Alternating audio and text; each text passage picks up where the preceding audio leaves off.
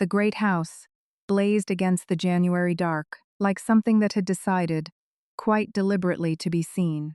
Carlton Hall stood on its ridge above the village of Ashwick, with every window lit and every room thrown open to the night, and the carriages that had been arriving since 7:30 stretched backs along the frozen lane in a line that suggested the whole of the county had accepted the invitation and brought their expectations with them.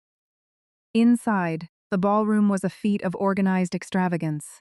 3 chandeliers trembling with candlelight, the floor polished to the precise degree where one could see one's reflection without being able to trust it, and somewhere near the doors a quartet playing a reel that no one was quite dancing to. Yet, because the dancing had not officially been announced, and announcing it prematurely would have constituted a social error of the first order.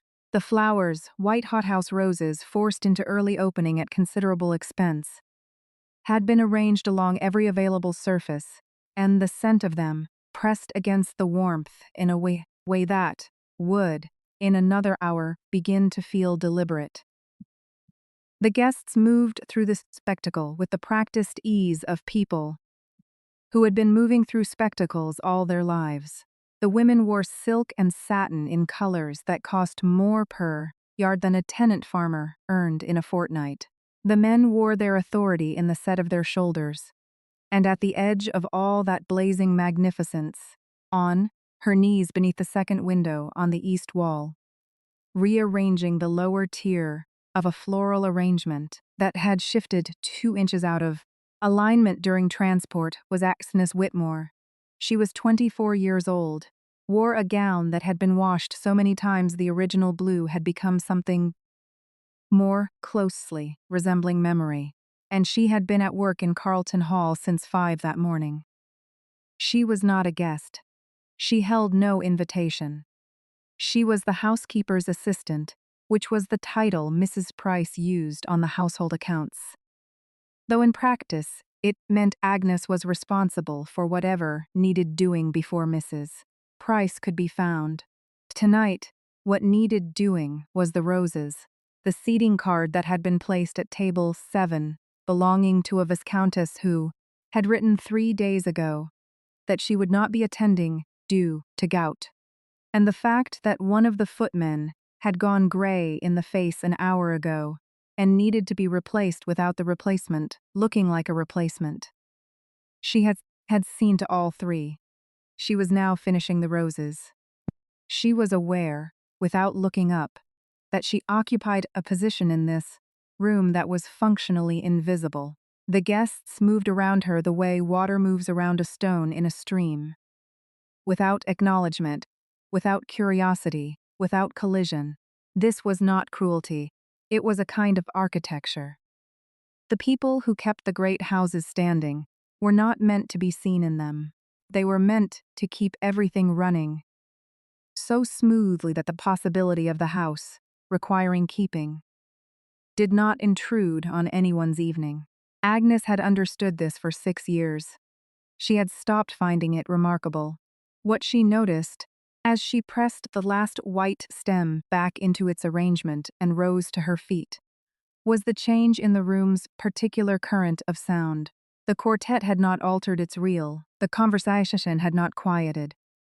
But something had shifted in the quality of people's attention, the way a room of starlings will tilt together toward a sound before any single bird has made a decision. She turned. The Duke of Ashwick had arrived. He was not what the room had arranged itself to receive of, and yet the room received him anyway. He was tall, dark-coated, without ornamentation, no jeweled pin in his cravat, no decorative seal on his watch chain. Nothing that announced itself. He moved through the opening crowd with the particular quality of a man, fulfilling an obligation he had decided to complete quickly. His face was composed. He did not smile at the introduction his host made, but he inclined his head in a way that was not rude and was not warm. He looked at the room the way someone looks at a problem they have been tasked with solving, and would prefer to solve efficiently. Agnes had turned only briefly. She turned back to her work. She heard him moving, or rather she heard the quality of the room, shifting as he moved, through it the way the surface of still water shifts when something heavy is lowered into it without a splash. And she had bent again to check the candle level in the nearest sconce when she became a Césaire. With the specific certainties of someone who had spent 6 years reading rooms precisely, that someone had stopped, not moved past. Stopped. She straightened. The Duke of Ashwick stood perhaps 4 feet from her, not looking at the roses or the sconce, or the carefully einseating arrangement she had spent 40 minutes correcting. He was looking at her, not with desire, not with recognition. Not with the easy dismissal the room's other occupants had offered all evening. He was looking at her the way someone looks as slun when they have registered a detailed that does not fit the pattern they expected and have not yet decided what to do with it. His first words to her were neither greeting nor command. "You've moved the seating arrangement from the version that was printed in the household invitation." Agnes met his gaze. She did not lower her eyes. "I did, Your Grace." Lady Fenwick's table card was placed in error. She is attending. Lady Grange, who wrote to decline last Tuesday, was not removed from the arrangement until this afternoon. I corrected it. He looked at her for one more moment, measuring, not unkind, not anything she could name precisely, and then he moved on into the room. Agnes turned back to the sconce and checked the candle level. It needed replacing in the next 40 minutes. She added it to her list. She did not think about the way he had looked at her. She thought about the candle. She had learned not to count on things that merely looked like recognition. What Agnes Whitmore was before she came to Carlton Hall is a story told most honestly in numbers. 6 years of service, 43 household accounts, maintained without error. One disaster averted before breakfast. On a Tuesday in March of 1813, when a creditor arrived, unannounced, at the family seat of her uncle, Mr. Gerald Whitmore of Dorset, and Agnes sat down with him at the kitchen table and presented, in 20 minutes, a renegotiated payment schedule that reduced the quarterly debt obligation by a third, without conceding the principal. She had been 18 years old. Her uncle, when told of this afterward, had expressed neither gratitude nor astonishment. He had said she ought not to have spoken to the man directly, and returned to his breakfast. This was, in aggregate, the experience of being Agnes Whitmore. Her father had been a solicitor of modest practice and genuine ability, who had died of a chest fever when Agnes was 16, leaving behind a wife, a daughter, £14 in ready money, and a habit of mind he had imparted to his daughter over the course of every evening he had spent at the kitchen table showing her how to read a legal clause until she could find the seam where it was designed to be misunderstood. Her mother had died 8 months after her father, of what the village physician recorded as inflammation of the lungs, and what Agnes, who had sat beside her for 11 days, understood to have been grief given a clinical name. Gerald Whitmore was her father's brother, and he was not unkind in the way that men who study cruelty are unkind. He was unkind in the way that men who have never found it necessary to think about other people are unkind. Carelessly, by omission, without any particular intention. He had a household in disorders because his late wife's management of it had been the invisible architecture on which everything rested, and he had not understood this until she was gone. He had a wool merchant's business in mild but worsening difficulty because he did not read, contracts with care, and signed what was placed before him on the assumption that the person placing it had his interests in mind. He had a 16-year-old niece who had arrived with a small trunk, and her father's habit of mind, and within 3 months she was managing his accounts. He never asked her to do this. She simply began, and he simply allowed it because the alternative was understanding the accounts himself. For 6 years, Agnes Whitmore managed the Whitmore household and, to a significant degree, the Whitmore wool business. She kept the quarterly ledger. She reviewed the contracts before Gerald signed them and twice negotiated revisions that saved him from obligations he had not understood. He was accepting. She managed the staff, 3, at the most modest point of the household's finances, and never more than 6, with the specific combination of clarity and fairness. That means people do what they are asked without requiring supervision. She handled creditors, suppliers, the annual renegotiation of the tenants' rents, with a precision that left both parties satisfied and neither feeling that they had lost anything they couldn't account for. She was paid nothing. This was not unusual. She was a dependent relation in a gentleman's household, and the convention of the time was that dependents received their board and the shelter of the family name in exchange for whatever they could contribute. Agnes contributed a great deal. She did not argue the point. She made a private decision, sometime in the 2nd year, that she was not going to diminish herself through bitterness at what she could not change. She was not going to become less precise, less thorough, less capable, because the person who benefited from her precision did not credit her for it. She had her father's mind. She intended to use it because the alternative was letting it rust, and she was not willing to do that. There had been one moment when she had come very close. It was the spring of 1814. The year Gerald's eldest son arrived home from 6 months in Bath and looked at the household accounts she had spent 3 years building into something clean and functional, and said, with the particular confidence of a young man who has not looked carefully at anything, but believes he has looked at everything, that he would be taking over the management of his father's affairs. He was 22. He had studied for 2 terms at Oxford before deciding the exercise was unnecessary. He had never read a wool merchant's contract in his life. Within 4 months, he had agreed to a purchasing arrangement with a supplier in Leicester that committed the Whitmore business to a fixed price for raw fleece over a 2-year period, without accounting for the market variation that Agnes had, for 3 years, been using to their advantage. The first quarterly result, under the new arrangement, came in £40 short of what the previous year's equivalent had produced. The second came in 62 short. Agnes sat at the kitchen table one evening, in November of 1814, with the quarterly ledger open in front of her and the arithmetic clear on the page, and felt something that was not quite grief and not quite anger, but was something older and heavier than either. She sat with it for perhaps 10 minutes.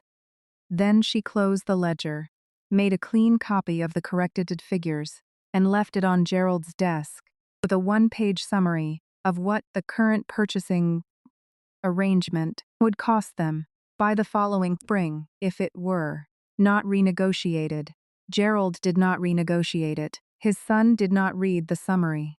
The following spring, Agnes accepted the position of housekeeper's assistant at Carlton Hall, 12 miles away, at a salary of £22 annually, and she packed her trunk with her father's legal primer, her own annotated copy of a household management text she had amended in the margins until the author's original advice had become nearly invisible, and the habit of mind that had kept the Whitmore household functional for 6 years without anyone quite acknowledging that it had required keeping.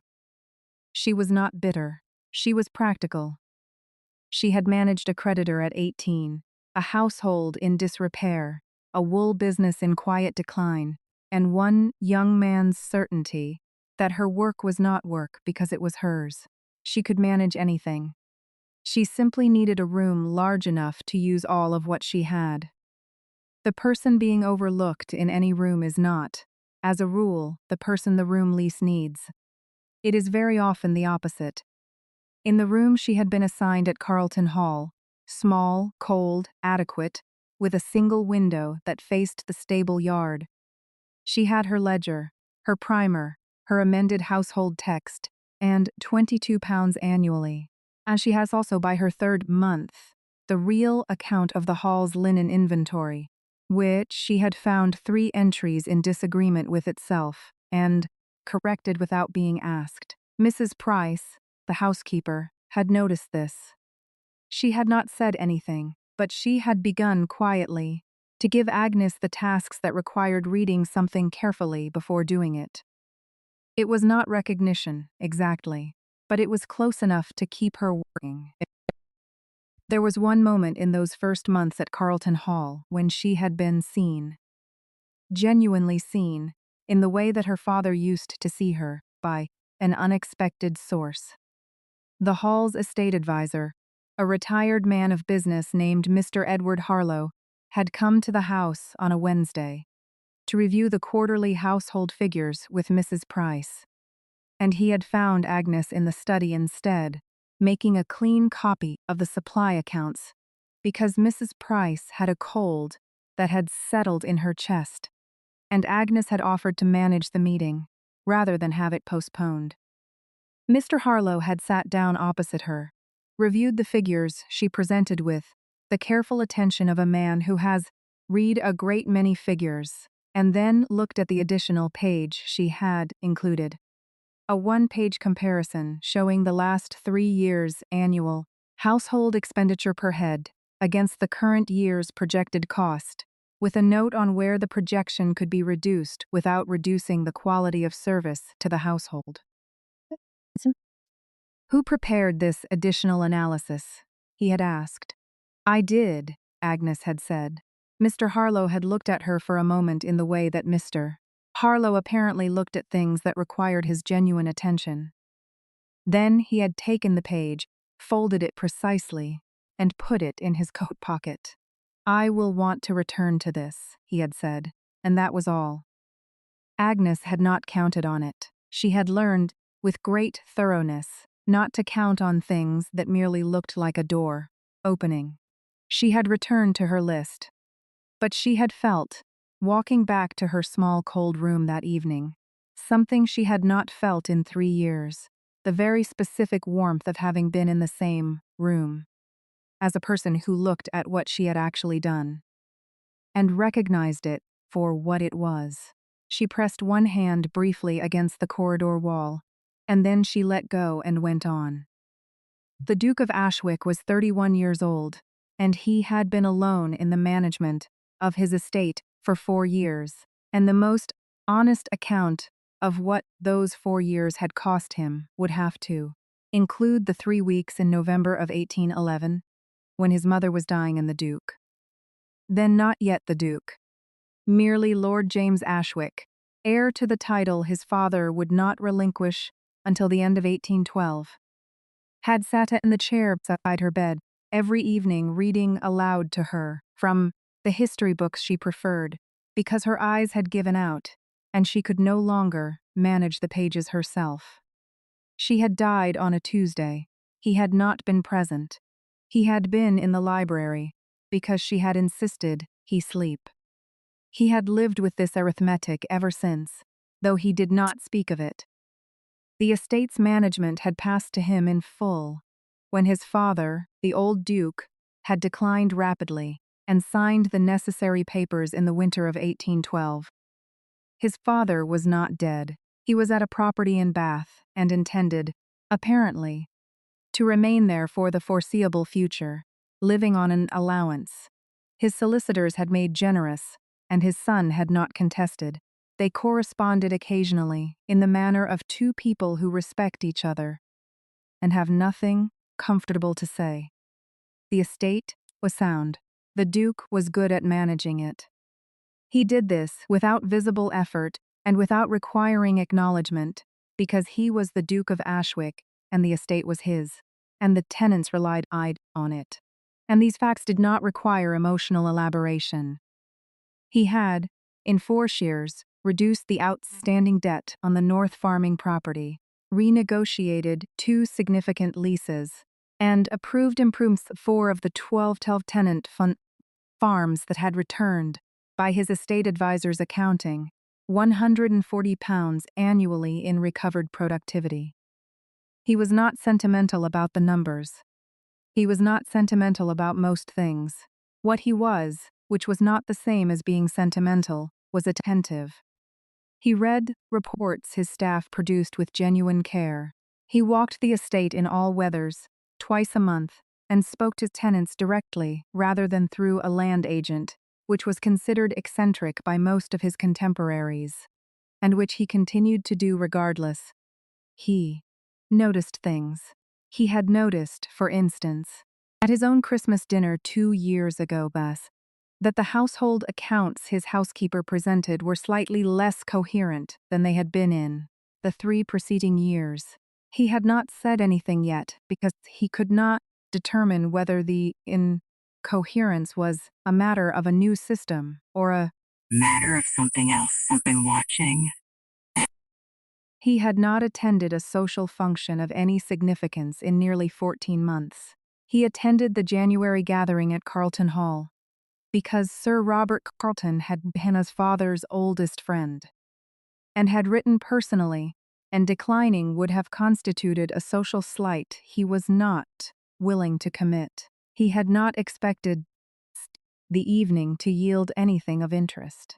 He had been standing near the ballroom's second window on the east wall, completing the obligation of arriving, when he had looked down and found a young woman on her knees, adjusting the lower tier of a floral arrangement, with the concentrated attention of someone solving a technical problem.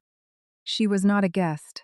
Her gown was the wrong color for a guest, or rather, it was a color that had been washed into something that suggested a color, which was a different thing. She had a small notebook open beside her, on the floor, weighted open with a candle snuffer, and she was working from what appeared to be a list. He had watched her for perhaps 30 seconds before she rose.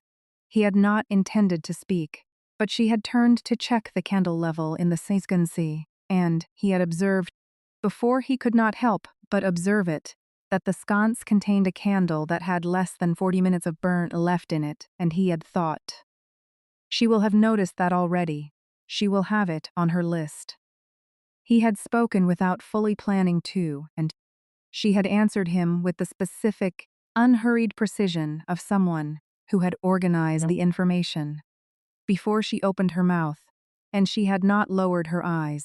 This was the detail that remained with him as he moved on into the room. Not her face, not her dress, not any of the ordinary cataloging of attractiveness that social occasions invited. She had not lowered her eyes. She had looked at him with the particular direct attention of someone who was used to being in the same room as people of authority, and had decided, at some point prior to this evening, that she was not going to make herself smaller to accommodate them. He spent the remainder of the Carlton Hall evening fulfilling his obligations with his characteristic efficiency. He danced once with Lady Miriam Ashford, who was beautiful and well-connected, and had positioned across from him at dinner by Sir Robert, with an intent that was transparent to everyone present, including, he was fairly certain, Lady Miriam herself. She was accomplished. She played the pianoforte and spoke French, and had a laugh that the room responded to. She was precisely what the room would have chosen for him. He drove home in the cold January dark and spoke to Mr. Edward Harlow, his estate advisor, the following morning. The housekeeper's assistant at Carlton Hall, he said. Who is she? Mr. Harlow had looked at him with an expression that suggested this was not, in fact, a surprising question. Agnes Whitmore, Harlow said, solicitor's daughter from Dorset, 6 years in her uncle's household managing the accounts. There is some indication she managed them rather well, though the family did not acknowledge this formally. She has been at Carlton Hall for approximately 8 months. She prepared a household expenditure analysis in November that I have been considering how to use. He reached into his desk, extracted a folded page, and placed it on the table between them. The Duke read it. He read it twice. She prepared this without being asked? On the occasion of Mrs. Price's illness, yes. I gathered she considered it relevant to the meeting and included it. The Duke returned the page to the table. He did not say anything further for a moment. Then, he said, I will want to speak with Sir Robert about the January household arrangements. What he had identified in Agnes Whitmore's analysis, the specific quality he had not encountered before, was not unusual cleverness. He had encountered clever people. It was something more precise than that, a habit of mind that moved from observation to organized evidence to recommendation. Without any of the decorative elaboration that most people inserted in the middle, because they had learned that authority preferred to feel that the conclusion was being arrived at together. Agnes Whitmore's analysis stated what the problem was, what the figures showed, what could be done about it, and then stopped. It trusted the reader to be intelligent. This was a rarer thing than cleverness. He had not encountered it in a document produced by someone who was being paid £22 annually to manage linen inventories. He stood in the corridor outside the Carlton Hall servants' quarters for a moment. On the following Thursday evening, which he spent at Carlton Hall, ostensibly to review an estate boundary question with Sir Robert, he heard her, through a closed door, barely audible, reading somethings aloud in the specific tone of voice someone uses when they are reading to themselves in order to test whether the words are correct. It was not music. It was a household report she was apparently preparing. He listened to 2 minutes of it and then walked away, because standing in a corridor, outside a closed door, was a thing he was not going to explain to anyone. But he had heard the quality of her mind in the way she organized a sentence, and he had gone home and written to Sir Robert the following morning with an inquiry about whether Miss Whitmore might be available for a temporary position at Ashwick House, managing the household accounts during Mrs. Price's recovery from her illness, and he had made the inquiry in the careful language of a man asking a practical question, which it also was, but not only. He did not examine what it was only. He sent the letter and returned to his estate walk. Agnes arrived at Ashwick House on a Thursday in early February with her trunk, her annotated text, her father's legal primer, and the notebook she carried everywhere.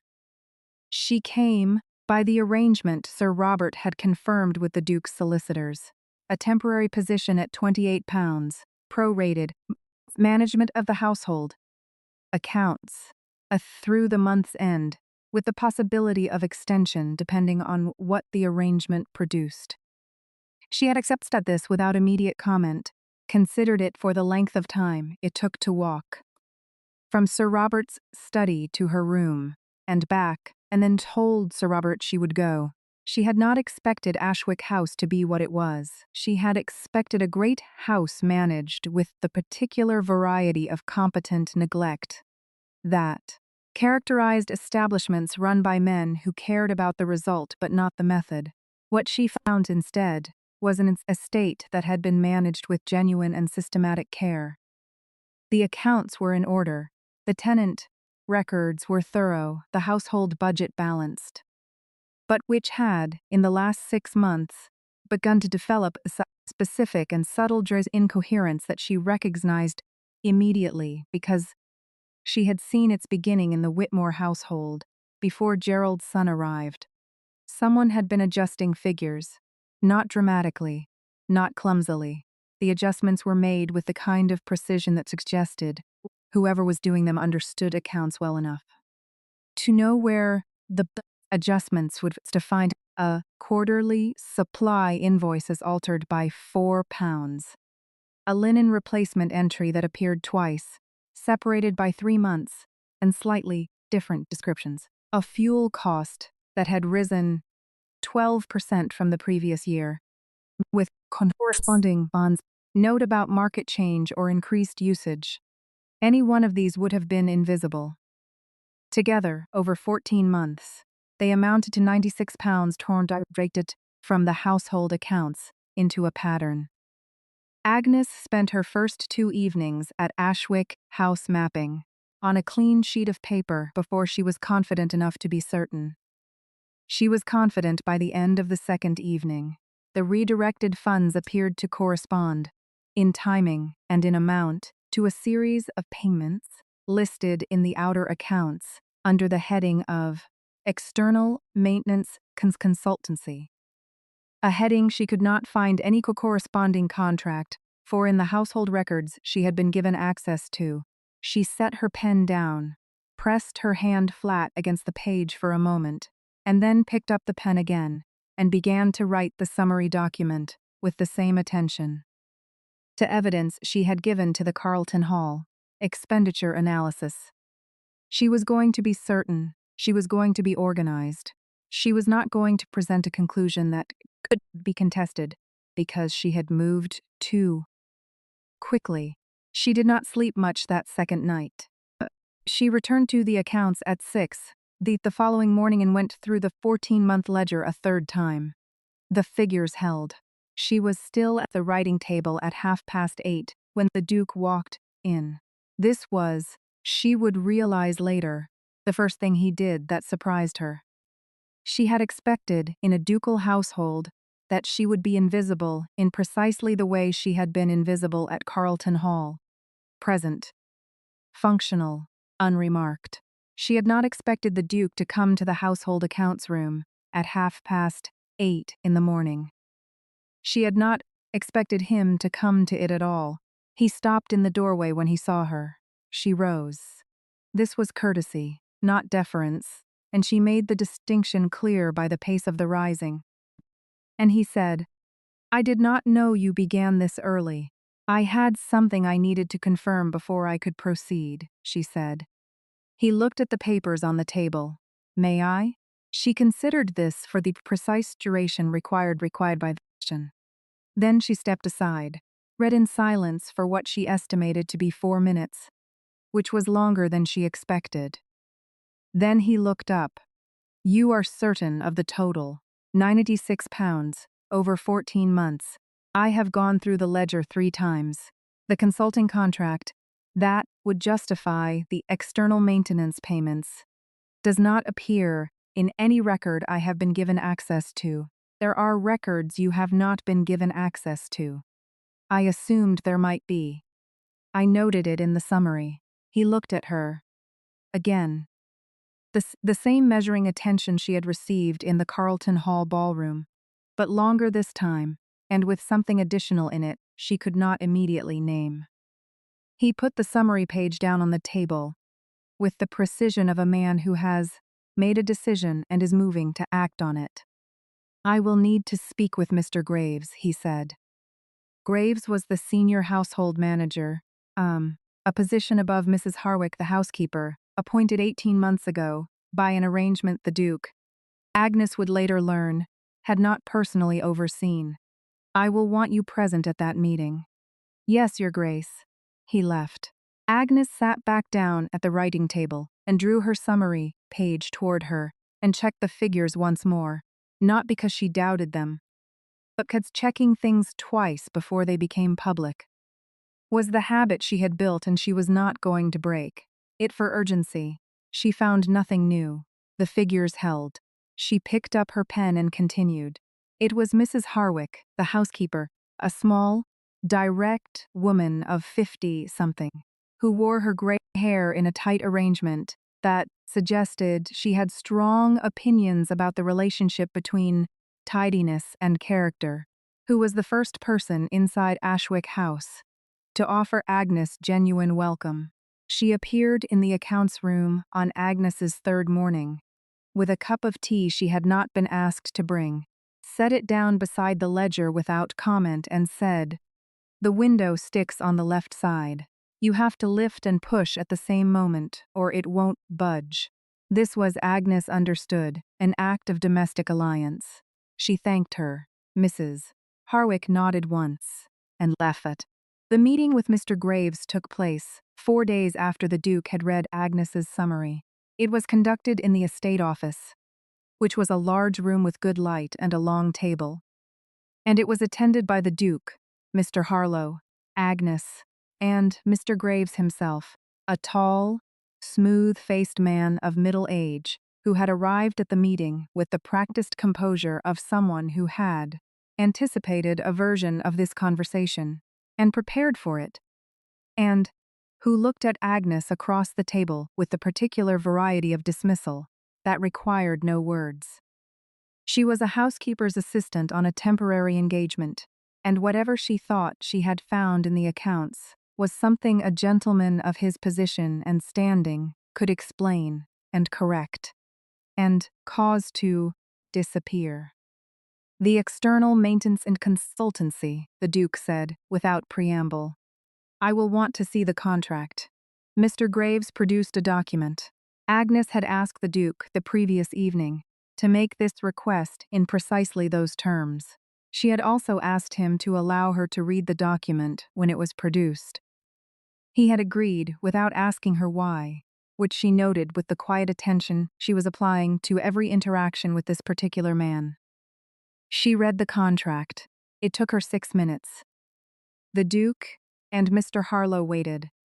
Mr. Graves watched her cut with the specific quality of attention of someone who does not know what another person has found and is in the process of calculating how much it could be. The contract is dated, she said. The 4th of November, 1813.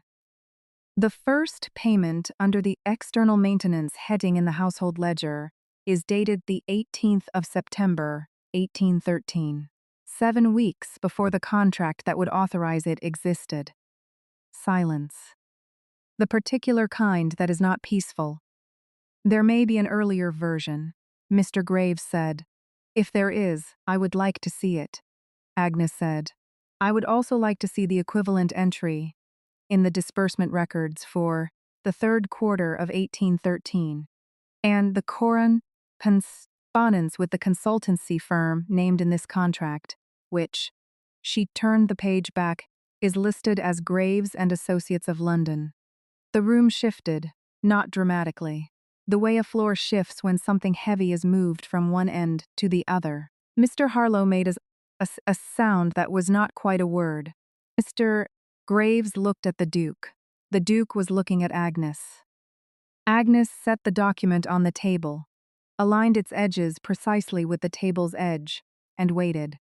Mr. Graves did not produce further documents. He produced, instead, a series of explanations that Agnes listened to with the patient attention she would have given a creditor making an argument she already knew the answer to.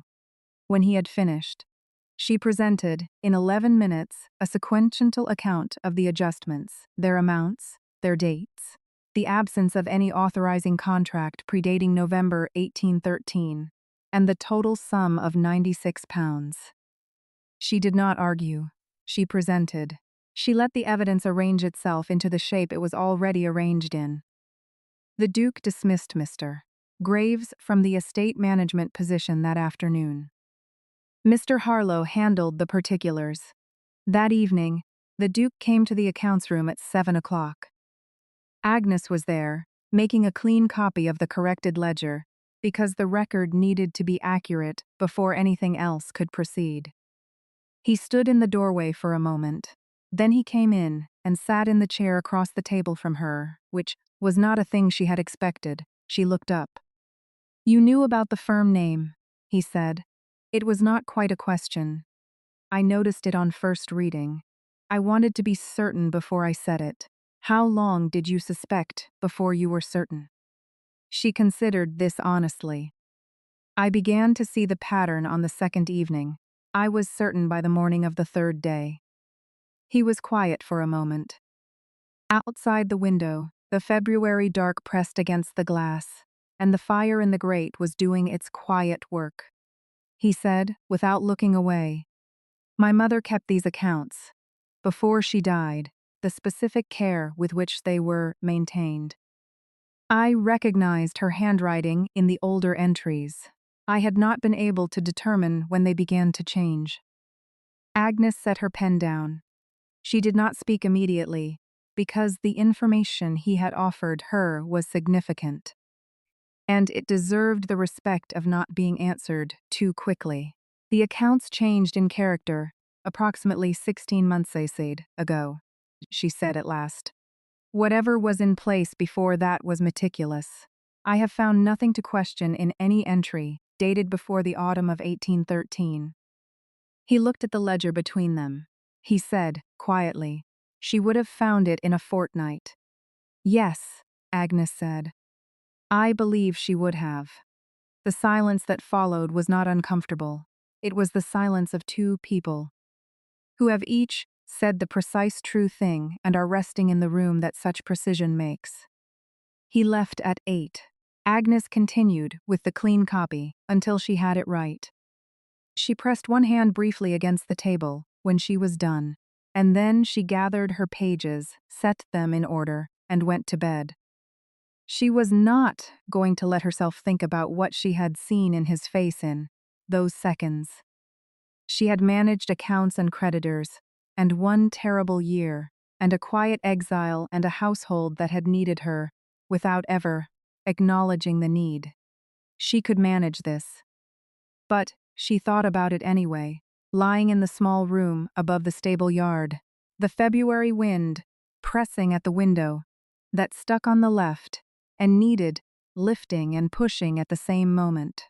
She thought about the fact that he had come to sit with her at 7 in the evening, not to review the accounts, not to instruct her, but in the specific way someone comes to a place where they feel, for reasons they have not yet articulated, that they want to be. She thought about the cravat she had noticed. That morning was crooked. She had not said anything. She would say something tomorrow, or she would not. She had not decided. She was not going to make more of things than they were. She was very good at this. She had been practicing for 6 years. The woman the room had expected the Duke to choose was Lady Miriam Ashford, and Lady Miriam Ashford was not. Whatever the institutional opposition would later construct, a fool or a villain, she was a woman of 26, who had been presented to society at 17, and had spent 9 years exercising the specific discipline of a person who has been told that their purpose is to be excellent in a narrow channel, and who has been excellent in that channel with genuine effort and without complaint. She played the pianoforte beautifully. She spoke French, Italian, and enough German to manage a conversation. She ran her father's household with the competence that daughters of titled families were trained to, and then never credited for, which was its own kind of invisible labor. Though she would not have had the language for this, she appeared at Ashwick House in the 3rd week of February, with her mother and her father, who was Lord Ashford of Kent, invited by the Duke's father's solicitors, rather than by the Duke himself, on the occasion of a formal dinner that had been arranged before Agnes arrived, and that Agnes spent the better part of a Friday preparing for in her capacity as temporary household accounts manager, which meant overseeing the preparation from the practical side while Mrs. Harwick managed the staff. Agnes encountered Lady Miriam in the corridor, outside the morning room at 3:15, where Agnes had gone to verify that the additional chairs from the east parlor had been positioned correctly. And Lady Miriam had gone, apparently, to be somewhere other than drawing room, where her mother was speaking with the Duke's factor about the forthcoming season. Lady Miriam stopped when she saw Agnes. She looked at her with the clear, assessing attention of a woman who has spent 9 years reading rooms and is reading this one. "You are the one managing the household while Mrs. Price recovers," Lady Miriam said. It was not hostile, it was precise. "Yes, my lady." Lady Miriam looked at the chairs Agnes was surveying, then at the notebook in Agnes's hand. "And you found the difficulty with the accounts?" Agnes said nothing to this. It was not a question she had been authorized to answer at a social dinner. Lady Miriam looked at her for another moment, with an expression Agnes could not entirely catalogue. Not contempt, not warmth, something older and more complicated than either. And then she said, without cruelty, "I expect you are very good at your work." "I try to be thorough," Agnes said. Lady Miriam nodded once and went back toward the drawing room. And Agnes returned her attention to the chairs and her list. What passed between Lady Miriam and the Duke at that dinner, Agnes did not witness. She had no place at the table. She ate in the kitchen with Mrs. Harwick and the first footman, whose name was Robert, and who had the specifically warm quality of warmth offered without calculation, and Mrs. Harwick told her that the evening's fish course had arrived late and she had spoken to the supplier about it in the morning, and Agnes asked about the existing supplier contract and Mrs. Harwick told her. And Agnes made a note, and Mrs. Harwick told her she didn't need to solve everything. "I know," Agnes said, "but I'll look at the contract tomorrow anyway." Mrs. Harwick looked at her with the expression of someone who has decided to stop being surprised by a particular person. "There's more tea," she said, and that was all. The Duke came to the accounts room at 8 that evening, after his guests had withdrawn to the drawing room for cards and music. Agnes heard him on the stairs and did not look up. He came in, sat in the chair across from her, and looked at the ledger she was annotating. "The fish supplier contract," she said without looking up. "I've noted 3 provisions that would allow us to negotiate a 7-day delivery window with a penalty clause. It would protect the household from the kind of difficulty that occurred tonight. I haven't drafted anything yet. I wanted to know whether to proceed." He looked at her. She looked at her notes. "Proceed," he said. She nodded and continued writing. He stayed for a while in the particular silence that had become, over the course of the past 11 days, something she recognized as his preferred mode of being in a room with someone. He was not restless. He was not filling space. He was simply present, in the way that a well-built structure is present. Without effort, without announcement, she became aware, after perhaps 20 minutes, that he was no longer looking at the ledger. She looked up. He was looking at her. "Your cravat," she said. "It has been crooked since this morning. I noticed it at breakfast and did not say anything. I am saying so now, since there are no guests to observe the correction." A pause, a very contained one. "Is it?" He said this in a tone that was neither question nor statement, but something in between. "Yes." She rose and came around the table. "It's because someone was going to have to do this, and he was not going to do it himself." She straightened the cravat with the particular efficiency of someone who has managed a great many practical problems in her life and considers this one firmly within her competence. Her hands worked quickly. She did not look at his face. When it was done, she stepped back. "It has been crooked," he said, after a moment. "Since 7 this morning, I was aware." "And you did not correct it?" "I was waiting to see if anyone would say something." Agnes looked at him steadily. She was fairly certain this was not the entire truth of it. She did not say so. "I am not going to pretend I did not notice things," she said. "It is not in my nature." "No," he said. "I know that." She returned to her chair. He remained in his for another quarter of an hour, and then he returned to his guests, and Agnes returned to the fish supplier contract, and the fire continued its quiet work, and nothing was said that could not be unsaid, and everything was perfectly clear. His father arrived in the 3rd week of February, the senior duke, the former Duke of Ashwick, who had arranged from Bath, through his solicitors, that the Ashford dinner would take place, was a man of 63 who had spent 34 years as a duke and had not found the experience narrow. He was not cruel. He was not unreasonable by the certainties of his world and his time.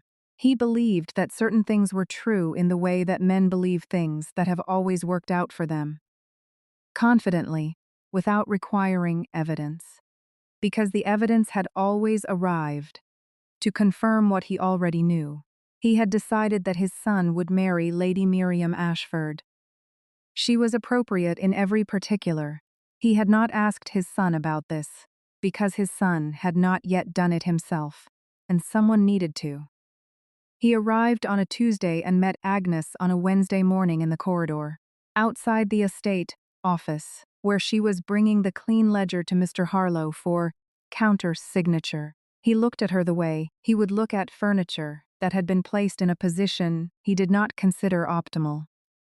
Without anger, with mild and genuine puzzlement.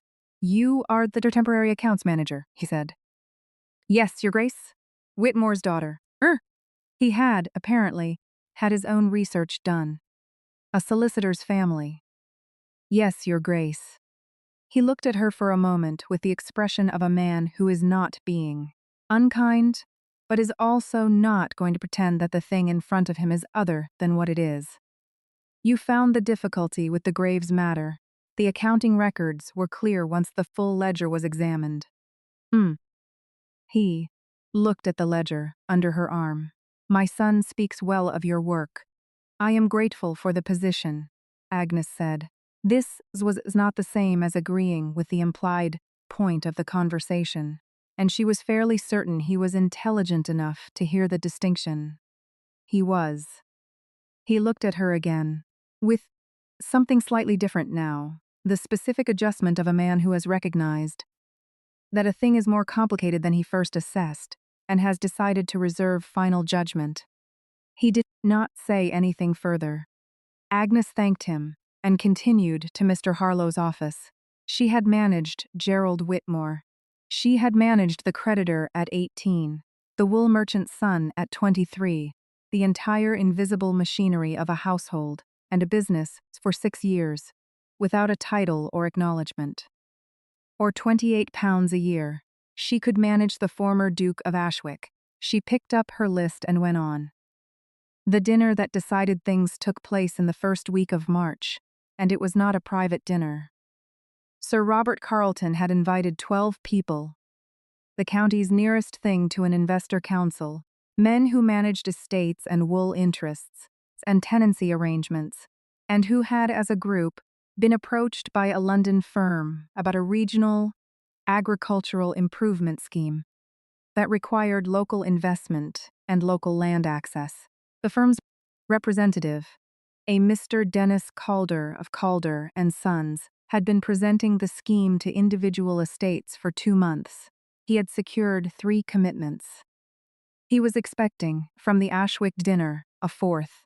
Agnes had seen the scheme's prospectus 3 days before the dinner, because the Duke had placed it on the table in the accounts room without comment, and looked at her. She had read it in 40 minutes. She had spent the next 2 days going through the specific figures. Calder had provided the projected agricultural return calculations, the land access provisions embedded in the annexes, that were written in precisely the kind of language her father had spent 3 years training her to read, until she could find the seam where it was designed to be misunderstood. She found the seams on the second day. The land access provision in Annex C, subsection 4, contained language that would, upon execution of the investment agreement, grant Calder and Sons a 12-year right of first refusal on any sale of improved agricultural land within the participating estates. This provision was not mentioned anywhere in the main prospectus document. It was written in the passive voice in a 23-line clause that managed to use the phrase standard industry practice 4 times as a method of suggesting that its contents were unremarkable. They were not unremarkable. They amounted to a significant restriction on land disposal rights that would affect every participating estate for longer than the investment. Horizon, the prospectus, advertised. She wrote a 2-page analysis. She annotated Annex C in the margin of her copy. She brought both to the Duke at 7s the evening before the dinner. He read them in silence. He read them twice, as she had noticed was his practice when he was being careful. 3 estates have already committed, he said. Yes. If you will permit me, I would like to be present at the dinner. He looked at her. She met his gaze. You are not a guest, he said. This was not a refusal. It was an acknowledgement of a problem she would need to solve. No, she said. But Mr. Harlow is, and I can brief him fully tonight. He could present the analysis. The Duke was quiet for a moment. I would prefer, he said, with the precision of a man choosing words because they are the right words and not because they are safe ones, that you present it yourself. Agnes looked at him across the table. The fire was doing its usual work. The February dark had become a March dark, and there was something different in it. Not warmer yet, but changed. That will require an explanation to the room, she said. I will provide it, he said. She nodded once. In the considered way, she nodded when she had made a decision and was not going to revisit it. Then I will need the original prospectus, the 3 prior commitment letters if you have them, and access to the dining room before the guests arrive to arrange the table for a document presentation. I will see to it, he said. She gathered her papers. He remained at the table. As she reached the door, he said her name. Not Miss Whitmore, her name, and she turned. You have been precise about this from the beginning, he said. All of it. I am aware of what it has cost you to be precise in rooms that did not want precision. She stood in the doorway for a long moment. The exact truth of what she had spent 6 years doing had just been named, quietly, by another person, in a room with a fire and a ledger, and the March dark outside the glass. She felt something move through her that was not quite grief and not quite relief, but was something she did not have a precise word for. I had my father's example, she said. I did not intend to waste it. She turned and went out, and the door closed quietly behind her. The dining room at Ashwick House held 14 people comfortably.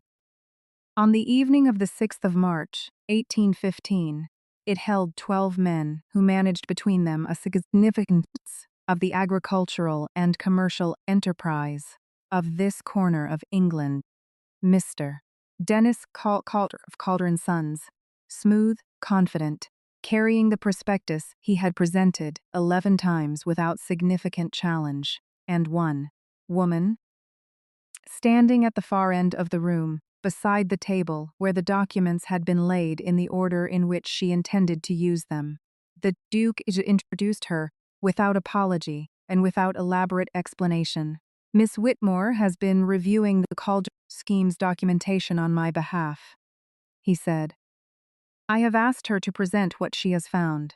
The room took in this information in the specific way that 12 men take in unexpected information. There was a brief collective pause that was not quite discomfort and not quite hostilities, but was the sound of an assumption adjusting. Mr.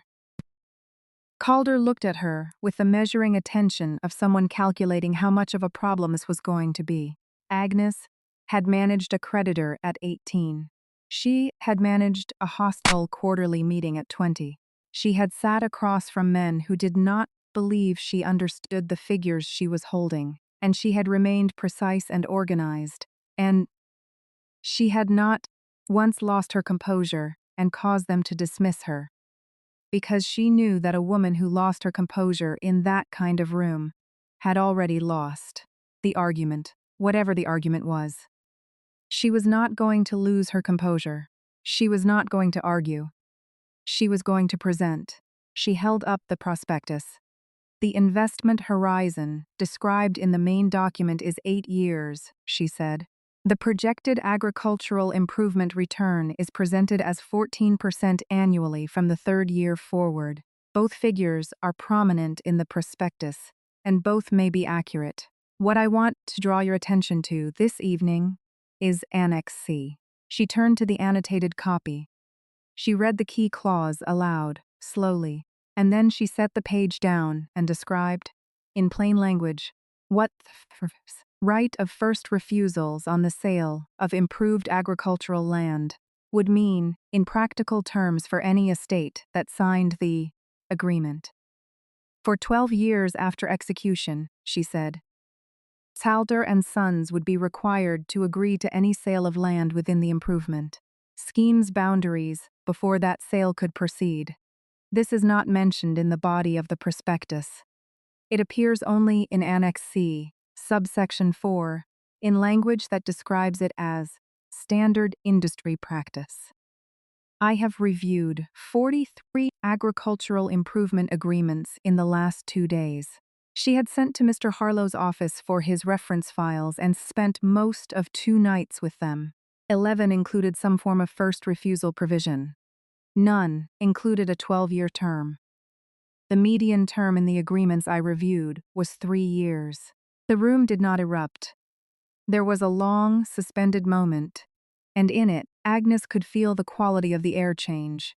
Not dramatically, not like weather coming in, but like a slow barometric shift, the kind that takes an hour to settle. Mr. Calder said, in a smooth and careful voice, the provision is indeed standard for long-term improvement schemes of this scope. Miss Whitmore, Agnes said. Miss Whitmore. The term reflects the long horizon nature of the investment. Agnes looked at him with the particular stillness of someone who has heard an argument before and has already prepared the answer. The 3 estates that have committed to this agreement in the last 2 months are the Hartley estate in Surrey, the Pemberton estate in Kent, and the Ashford estate in Norfolk. She set a second page on the table. She had spent the previous day compiling this from reference materials and a message for Mr. Harlow, and a letter Mr. Harlow had written on the Duke's behalf. All 3 estates contain agricultural land within the improvement scheme's geographic scope that is currently valued above the investment threshold that would trigger the first refusal provision. None of the commitments have been executed. If any of the 3 principals would like to review this analysis before execution, Mr. Harlow has prepared copies. Mr. Harlow, who was seated at the table, placed 3 folders on the table in front of him without being asked. He had prepared them the previous evening. Following the briefing Agnes had given him at 8 o'clock, he looked at her, as he set them down, with the expression of a man who recognized what he was watching and intended to say so later. The room was quiet.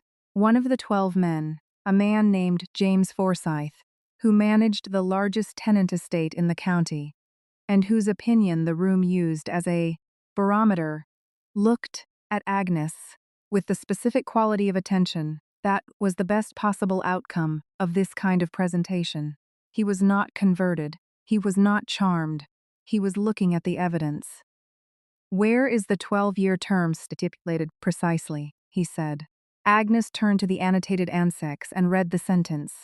Forsyth picked up the folder Mr. Harlow was extending toward him and read it himself. He set it down. Calder, he said, without preamble and without particularly raising his voice, this provision would need to be removed before I would consider any commitment. I expect the other gentlemen feel similarly. Mr.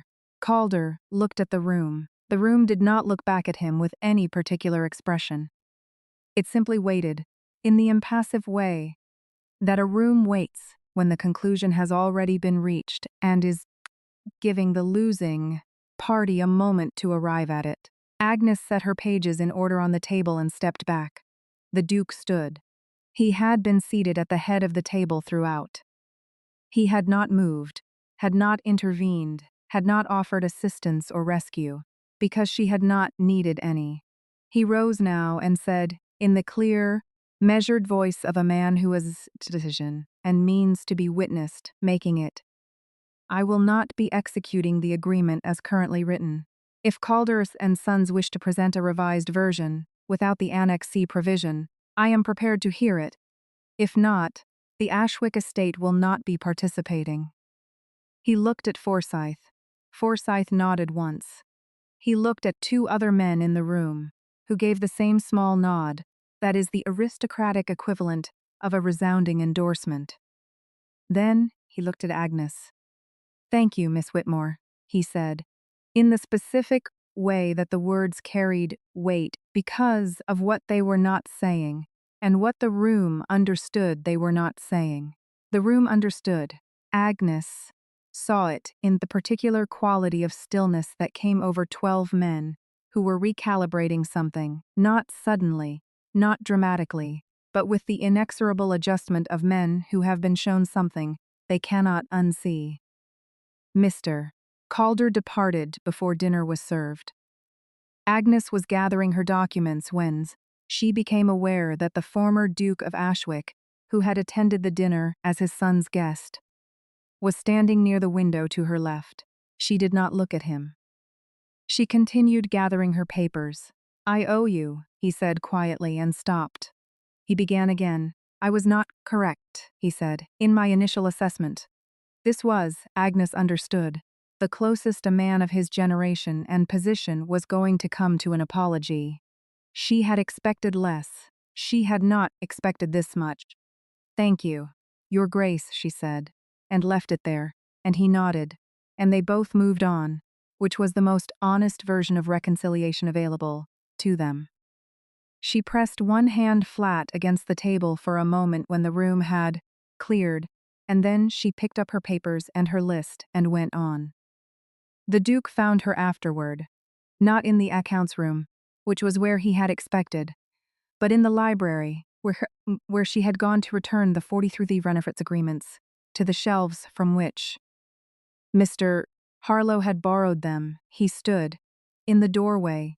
She was on the upper step of the library ladder, replacing the last volume, and she looked down at him with the particular directness that had been the same from the very beginning, from the moment in the Carlton Hall ballroom when she had been on her knees, adjusting a floral arrangement, and had risen and met his gaze without lowering her eyes.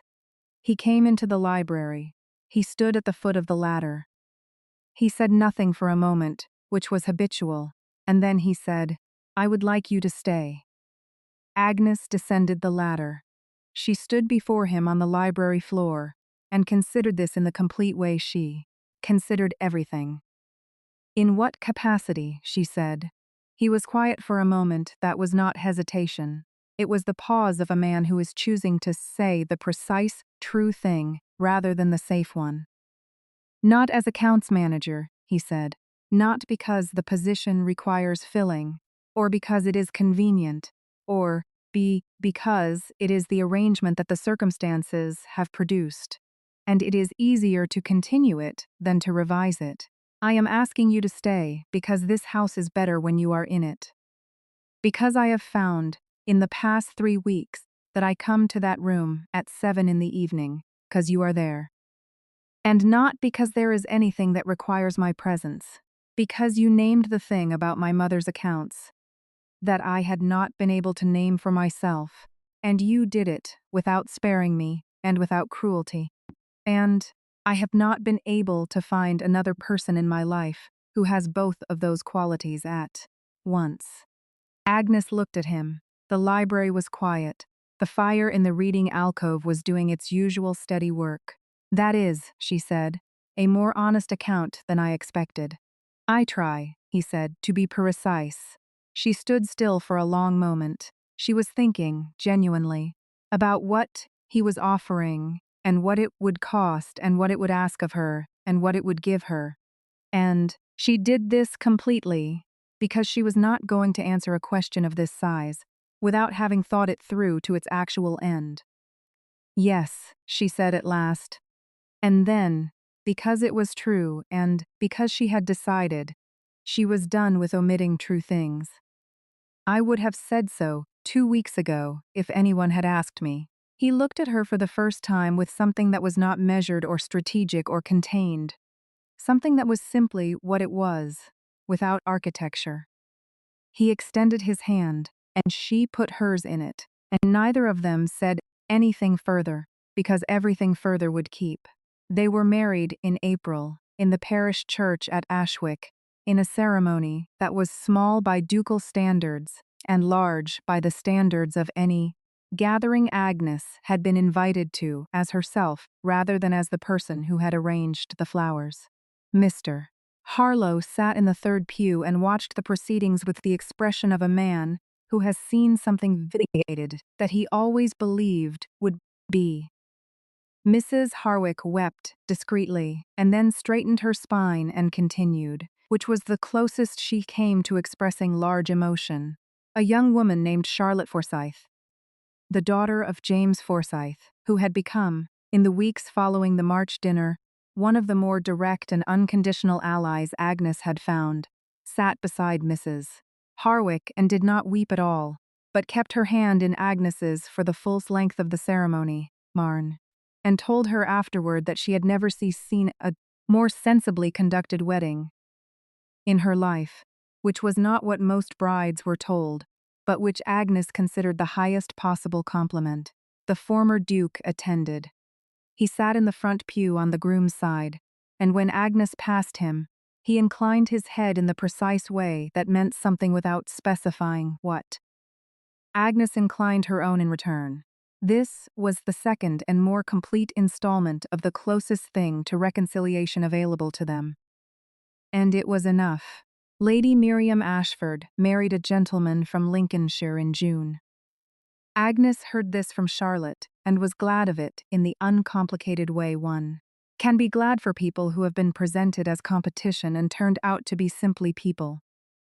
The Ashwick household accounts, under the double oversight of Agnes and Mr. Harlow, were reformed in the 18 months following the wedding and adopted as a model by 3 neighboring estates, including the Forsyth estate, whose land manager wrote to Mr. Harlow requesting a copy of the annotated ledger structure Agnes had built and asking whether she might be willing to prepare a guidance document that other households could use. She prepared it over the course of 4 months. In the evenings after the household was settled, writing in the library with the fire and the Duke's intermittent presence and the now familiar quality of his silence, which was the kind that left room for other people in it. The guidance document ran to 31 pages. It was distributed to 7 estates by the autumn of 1815 and to 14 more the following spring. Her name was on it. She had put it there deliberately and without apology. And the Duke had read the title page and said nothing except that the binding was good, which she understood as his variety of warmth. Their daughter was born in the December of 1815, and they named her Eleanor, for his mother, and because the name was solid and unhurried, and would, Agnes thought, serve a girl who might grow up in this house with the particular combination of circumstances that should produce someone strong. Eleanor Ashwick was born with her father's composure and her mother's habit of looking at things directly, and she demonstrated both qualities with remarkable consistency from her earliest weeks, regarding the household with the focused attention of someone taking inventory. The Duke held her with the specific careful quality of a man who is holding something he cannot afford to be careless with. Agnes, watching this from across the room in the particular exhaustion of December confinement, felt something so large and simple that it had no name she could reach for, and she did not try to reach for one. She simply held it. On an evening in the January of 1816, exactly a year after the Carlton Hall ball, Agnes was in the library reviewing the spring tenant agreements. There were 7 new provisions she wanted to discuss with Mr. Harlow before the March round of negotiations, and Eleanor was asleep in her cradle in the corner, and the fire was at its usual steady work, and the Duke was in his chair by the window. He was not reading. He was watching her. She had been aware of this for 20 minutes. She looked up. "Your cravat," she said, "is perfect." He looked at her. Something crossed his face that was not quite a smile and was entirely itself. "You checked," he said. "I always check," she said. She returned to the tenant agreements. He remained in his chair. Eleanor slept on in her cradle, making the small, certain sounds of someone content with the room they are in. The fire burned. The January dark pressed against the glass. Agnes turned the page. She had her father's mind, her mother's knowledge of what it cost to love people. 6 years of invisible labor that had made her into something. This house was the right size for, and a life she had built with both hands in every room they had given her. And several they had not. She had brought everything she had, and she had put it to work, and the work had held. She was not going to step aside for anyone. She had never intended to.